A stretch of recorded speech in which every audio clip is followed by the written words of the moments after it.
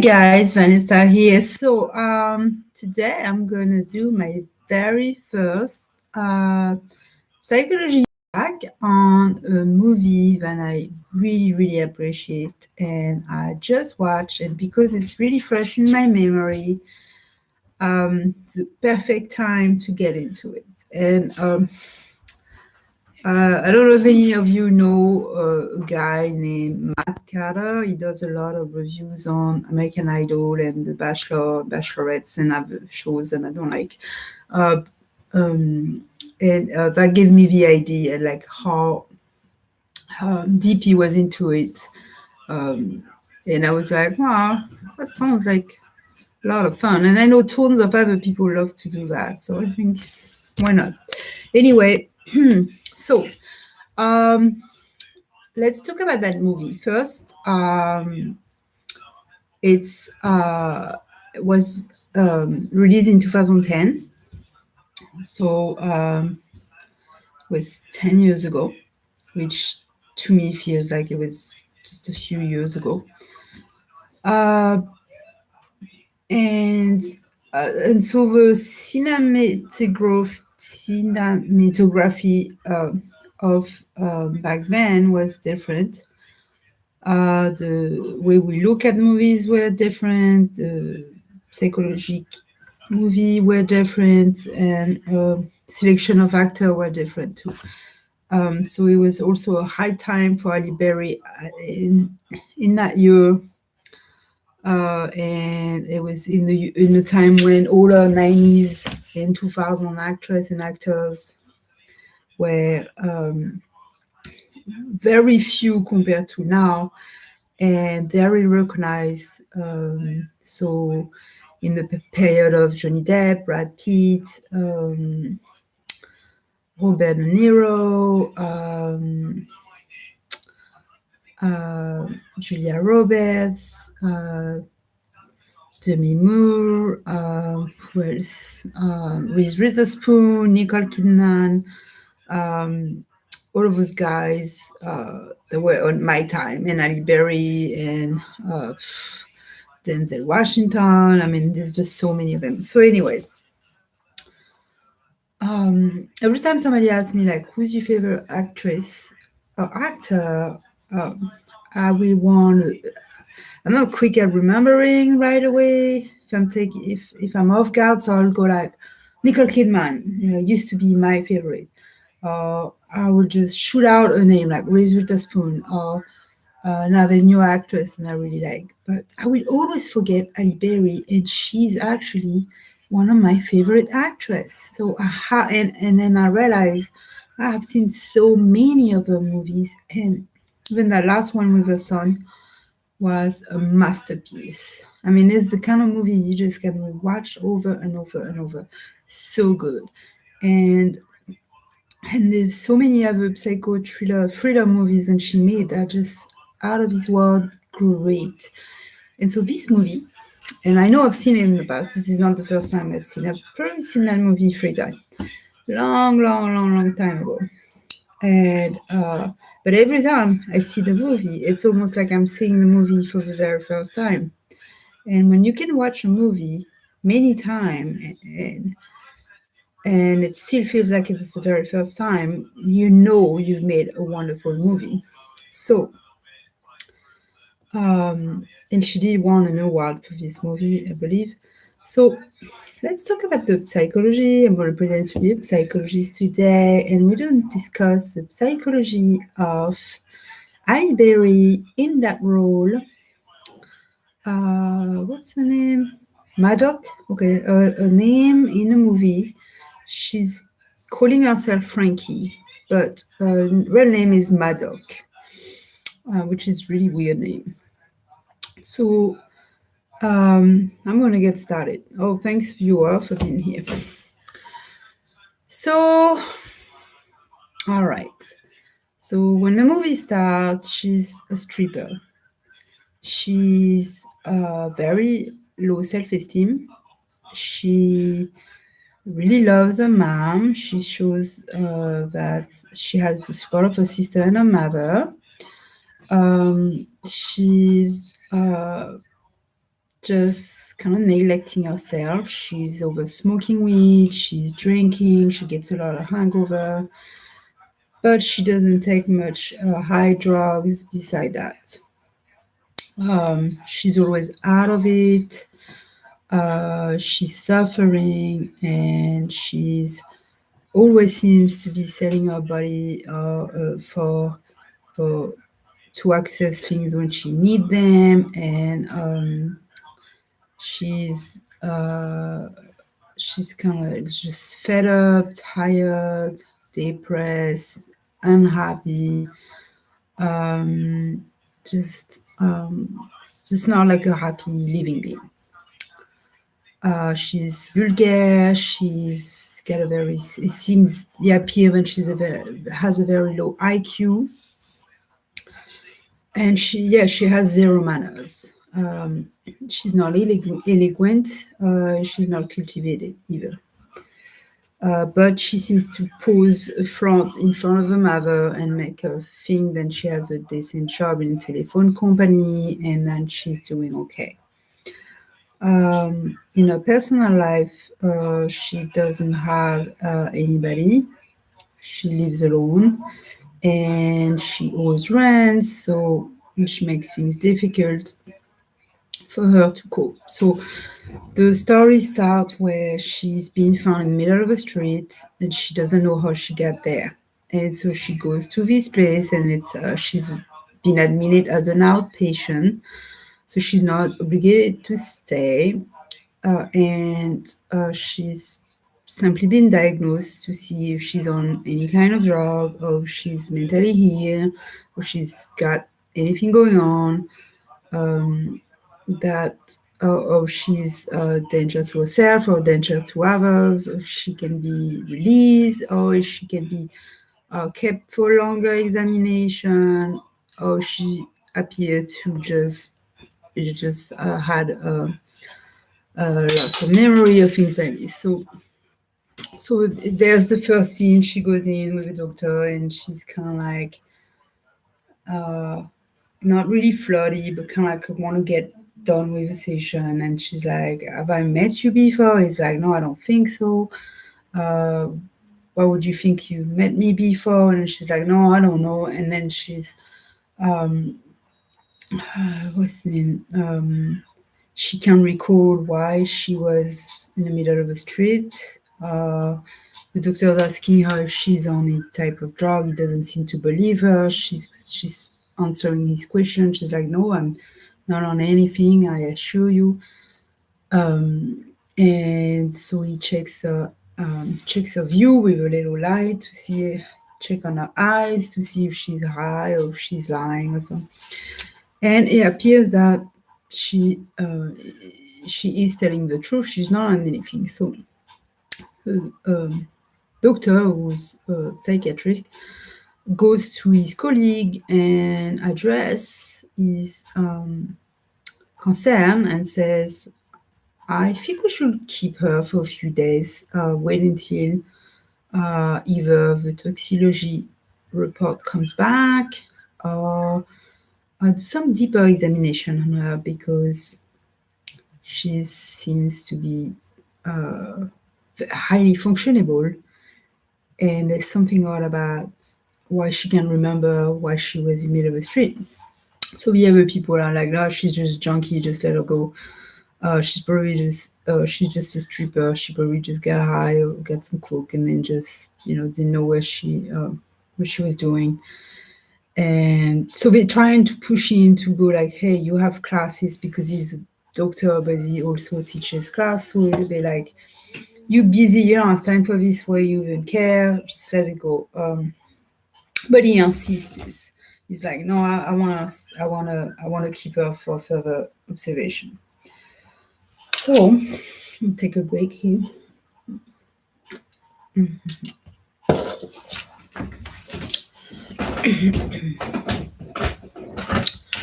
Um, so she's staying for a day or two, and then they don't want to keep her, so they hang up, just let her go. Um, in her private life and in her work life, she had uh, she losing friends. They starting to get mad at her, get angry, saying, "What's wrong with you? Why did you come up at me? Why did you want to fight?" And she's not understanding why they been hostile, why they saying those things. Like she's, wondering what's going on. Um, and she look at some receipt and see some things, and she doesn't remember she bought. And there's a few things from like design store, a store called Beverly Hills store, like very expensive clothes. So she's looking at those receipts and she's like, I don't remember buying that. So she looks in her closet and she finds lots and lots of clothes, very high price clothes.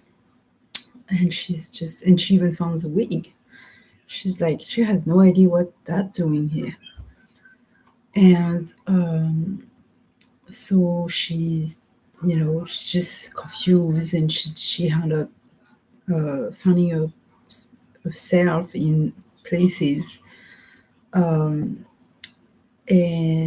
dressed up and then go to those really fancy banquets or hotels and then just start flirting and acting very differently than herself, like almost like a very high class woman, very cultivated, very intelligent. And so she's acting like she's part of the party and stuff, and it's just really odd and weird. And then she either gets a trigger and start acting aggressively or something else. And so they either remove her or she always found herself lost somewhere.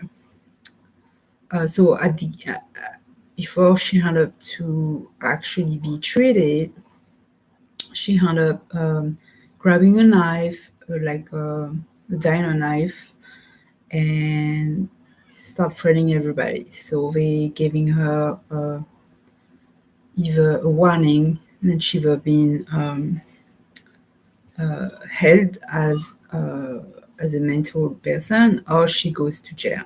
So she decided to call that doctor and say, "Please help me. Can you please do this for me?" And so I won't have to do this thing. And he goes, "I'm really busy," and she's begging him, and he's like, "Okay, fine, come over. But you're gonna have to be under my supervision for 30 days." So she has to agree, and she figure, okay, that's better than jail. I better do it.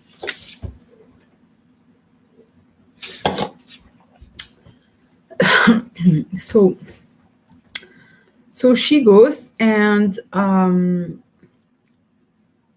so every single day, he's gonna assess her, and he's using hypnosis, which I love. So I think it's super.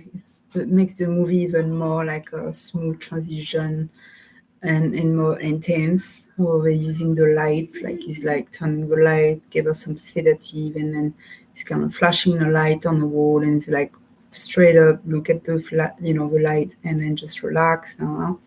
So he's doing a few of those sessions with her to see if she gets dissociation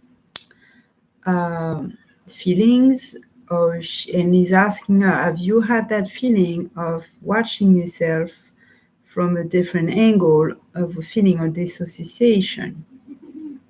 She goes, "No."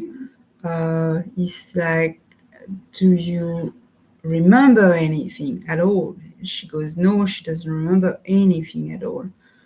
But she's starting to wonder. She's starting to think there's something going on. She's thinking she doesn't know what it is, but she knows there's something.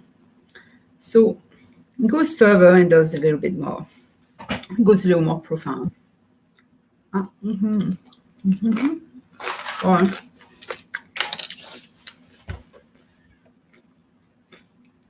so shortly, it starts where he sees the very first other person in her. One of them is Madoc, and that's the number one person. and she smoked cigarettes almost every single session. And the way he knew the other one wasn't her is that she was very rude, very demanding, and she told him, she tried to hand her a pack of cigarettes. She goes, "I never smoke." So that's the first time it's introduced to this. So she's got that other person in her, and starting to be fascinated by it. And so he's got that whiteboard, charcoal board. And so he's starting to write down things every single day, like making section, and he's trying to get the bottom of his dissociation disorder and figure out why she's getting blackout, but she doesn't remember why she's somewhere and why she's doing those things. So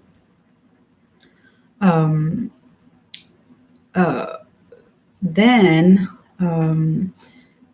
he discovers a new person in her, and that person is a 10 or 12-year-old person, and it called itself genius.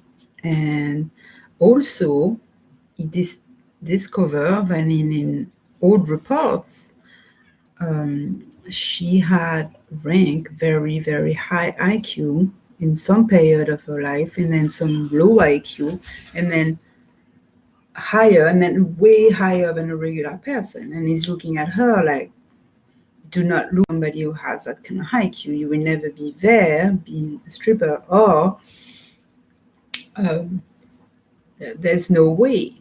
So basically, it's that other person. When that other person comes out of her, has that IQ basically. So now he has those two people, and he discovers that very smart person, very intelligent and cultivated woman name is Alice. So she's got genius, that little kid, and then Alice, and then she has Frankie, which is herself, she calls herself. And the Frankie is basically her at 12 or 14, the very frightening, scary one, the one who has had the things happen to her, and then there's her in her regular day-to-day life. So he goes further in the story, trying to uncover all these clues, putting all these clues together and trying to discover what happened to her. So she's starting to talk about somebody called Pete, and Pete was somebody who she worked for when she grew up in the 50s, in the segregation time, where colored people were, maids and slaves. So she was a maid, and she was not to associate with white people. So that boy Pete had a girlfriend, and that girlfriend despised colored people. And she caught him and her, my dog, together in the bedroom. And so she insulted her, and she said things like, "Oh, you're disgusting. Like you're smelly. You're a Negro." All of these things that really, took a toll on her. And then it's kind of like it stops there. You don't know anymore for why. And so the psychiatrist is trying to understand the rest of the story, but he's thinking that that guy Pete did something to her, because there was times when he was talking to the personality, but she'd be crying. She said Pete did something happened. So he's trying to understand, but he doesn't have all the pieces. So he's trying to to go deeper. But the problem is then that that very cultivated snob person keeps coming back, and she's getting more and more annoying, more and more aggressive. She's pushing his boundary, pushing his limits, and he just can't stand her. And then a long conversation once he realized that that person thinks that she's white. And that was fascinating to me because she's black. So, and then there's that scene when she's putting cream on her face, white cream. And she's kind of like saying, like, basically, she doesn't know she's black or skin color. She knows she's using the same body as, Frankie and my dog, and she can't stand it because she has to survive in that body.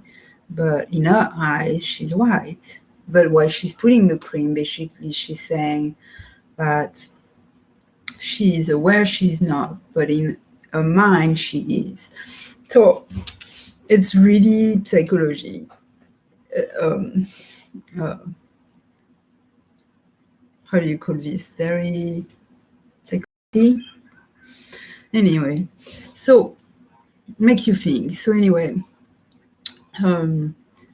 so she goes on and on about how she can't stand black people, and then how Frankie is drinking, hangovers, and all of this stuff, the suffering, and she's like, she's gonna be gone soon. I won't have to deal with her. She can't take it anymore. She can't cope, and it's only gonna be me now.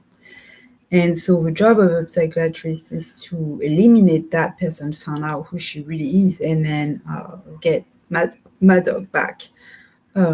So, but she seems to be coming more and more. So basically, along the way, you see her, Frankie, my dog, in the mental institute, dancing a lot, smoking, having highs and ups and downs. Sometimes she's super low. She looks like she's super sad. She wants to cry all the time.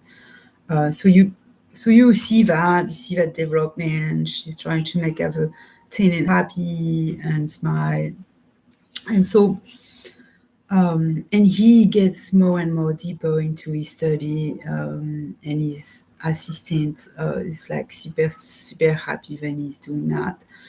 She loves to see him like deep into his work and really see results.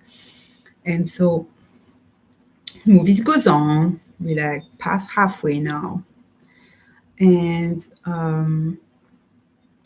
now something else happened. She I'm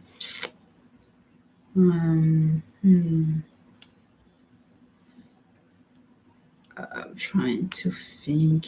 So she's starting to talk a little bit more, and now she's saying that she's dry. She's seeing. She's having more and more flashback, and she's seeing herself in a car with that boy Pete, and they're in love, and he came back for her. So she keeps saying the word, "You came back for me, you came back for me." So they're running away together in the car. And so now you're realizing that maybe that boy did like her and didn't do anything to her.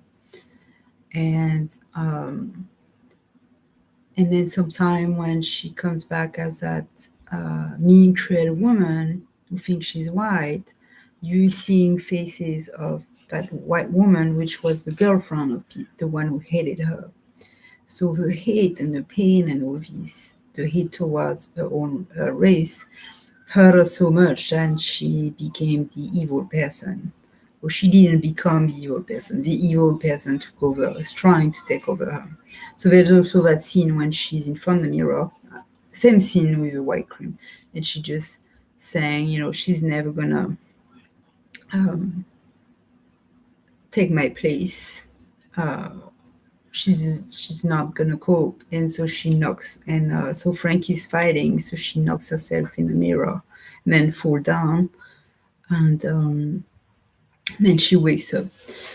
And so it's pretty intense, pretty good. You gotta see that movie if you haven't seen it. Um, so the psychiatrist is super supportive. And there's moments when he's trying to tell her that he's talking with his colleagues and he's like, I know she's got all this personality. I'm trying to get to the bottom of all this, to realize what happened. So maybe I can actually help her and save her. And they like, have you tell her about those personalities? Like, not really. So he goes and tries to tell her, and she's like, really? And she had no idea. She's like, I would like to meet them. I would like to see, but how is that possible? He's like, trying to think like how she can actually see because it's in her. So time goes on, and then one of his colleagues who doesn't like her staying in the institute, when the psychiatrist is not there, goes to her and say, you think you release now, you not threatening to go to jail, you doctor haven't told you, but you're actually free to go if you just sign this. And so while they were very deep into the work that he had done for her, he was very close to come to the end of his. Then she's been told that she can go, so she goes, and she's so the other personality takes over and goes to goes out, and so the psychiatrist come back later, gets angry at the guy, and is like, you had no right to do that. No, where is she? So now he's trying to find her, so he goes back to the stripper place, asking everybody. He gets the address then he had on file. He goes to his mother. His sisters tell him that she assaulted the mom. She was very different, very disturbed looking, and she was being violent, all this. And so so basically now he's looking all over for her, and so he finally gets help from one of his friends who say whatever place then she would be going. Hello. So he goes, and she's sitting in this fancy place with some white guy pretending to be white, while she ended up meeting one of those people who actually are racist and started to make oh damn, I don't know if my connection is not gonna die. It looks like it's getting back. So she's kind of getting like confused face where she's kind of like half, not the mean old lady of the good one altogether, but she's kind of confused as like, why are they making fun of me, like what's going on? And then when she looks up, the psychiatrist there holding her hand like, hey, I've been looking for you. So she goes and follow him, and he's like, I'm gonna help you. And she goes, and there's another scene. She goes to his office and she sees the board with all the names, and then she sees the name Pete on the board, and that gives us a flashback. So she's going back in her mind in the flashback, and she's now sitting in the car, and then starting to see what really happened. So she, but she's not going too deep. She's just seeing that there's something really bad that happened.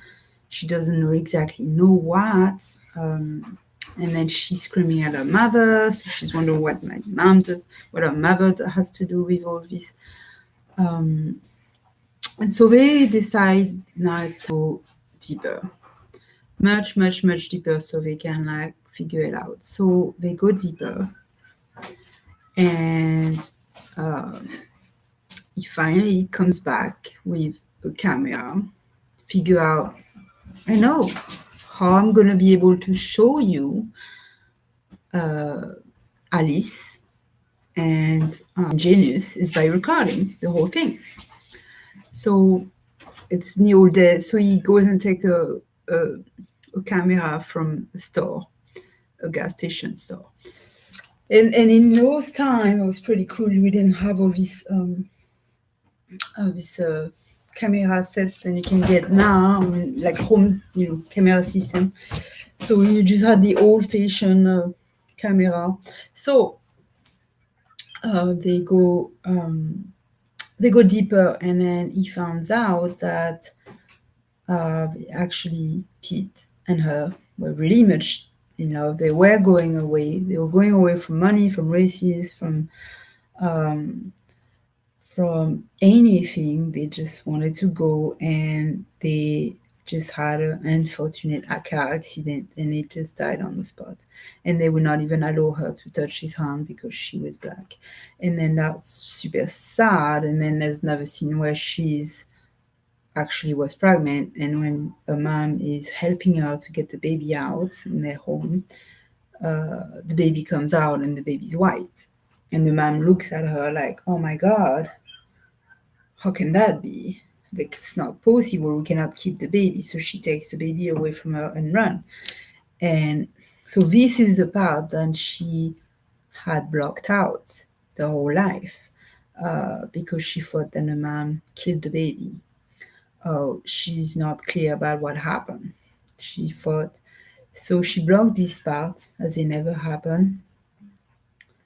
And the hate and the loss of both things at the same time made her lose all of these memories, basically. So after she's able to release all those memories, and he's doing a full psychoanalysis on her, explains her everything, then she sits down and watch. And so now it's like a little too much for her. She's rewatching all those characters in her. And he decide that he's always gonna keep up with her and manage when she gets the other personality comes. He teaches her like how to see it, how to know when it's there, how to block it, how to get rid of it. And then so she starts dressing better, she goes back to school, and she turned into a high school teacher. He ended up dying later, and then she married a psychologist. So I thought it was a really sweet story how he just put his life on the line to help someone, to save someone, to rescue someone. And then after she was there, she learned to live with it. She learns to live with the personality, but she's able to get rid of him. And then she appreciates so much his work that she ended up marrying a psychologist because it was, probably a memory that somebody like that did something for her and, saved her and care enough to save her. So I thought it was so beautifully made. She's incredible in that movie, and she's just like the word phenomenal actress in that movie. Because it didn't look like they had ton of budget, and there's not that many actors in the movie, so she's really in the movie the whole time, taking all the scenes with a psychiatrist. I mean, he's very good, so he's excellent. So thumbs up. Say balloon if you see me. Hello. Who is that? Is that you on the? No. Who say balloon? No, I was just spying on you. All right, this is this date. If you like it, comment.